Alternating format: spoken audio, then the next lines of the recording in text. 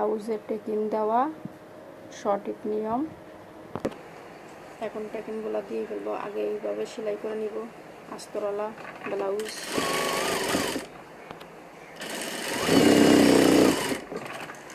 আগে লম্বালম্বি করে আটকে নিব কাপড়ের সাথে এভাবে।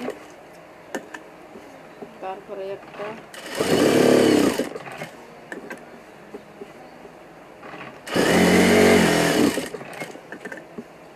আটকে নিয়েছি।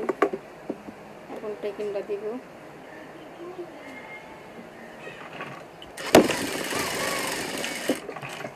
এখন এই পাশের একটা টেকিং দিয়ে দিব।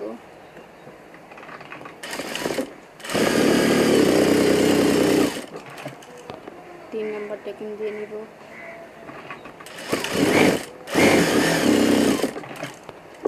টেকিং দেওয়া শেষ।